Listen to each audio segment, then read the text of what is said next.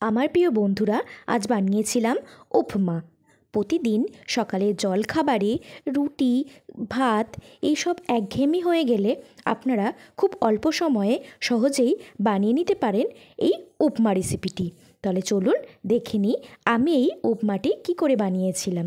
প্রথমে একটা কড়াইয়ে কিছুটা ঘি নিয়ে ঘিটা একটু গরম হয়ে গেলে তাতে সুজিগুলো দিয়ে ভালো করে ভেজে নিতে হবে। কিন্তু মনে রাখতে হবে সুজিগুলো যাতে রঙটা চেঞ্জ হয়ে লাল না হয়ে যায়। সাদা উপমাই দেখতে ও খেতে বেশি ভালো লাগে। সুজিটা 5 থেকে 10 মিনিট ভালো করে ভেজে নিয়ে একটি আলাদা পাত্রে তুলে নিলাম। তারপরে আবার সেই কড়াইটিতেই কিছুটা সাদা তেল দিয়ে সবজিগুলোকে ভেজে নিতে হবে। আমি গাজর আর বিনসটিকে প্রথমে ভালো করে ভেজে নিয়েছি। তারপরে একে একে ক্যাপসিকাম, বাদাম, কাজু বাদাম অ্যাড করেছি।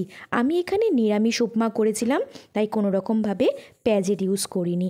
আপনারা চাইলে এতে টমেটো দিতে পারেন, আমি টমেটোটা দিইনি। তারপরে কিছুটা লঙ্কা, নুন আর চিনি দিয়ে ভালো করে মিশিয়ে ভালো মতো ভাজা হয়ে গেলে সুজিটিকে দিয়ে সমস্ত সবজির সাথে সুজিটি ভালো করে মিশিয়ে নিয়ে একটু একটু করে জল দিয়ে ভালো করে 2 থেকে 3 মিনিট নাড়াচাড়া করলেই রেডি হয়ে যাবে এই সুস্বাদু উপমাটি।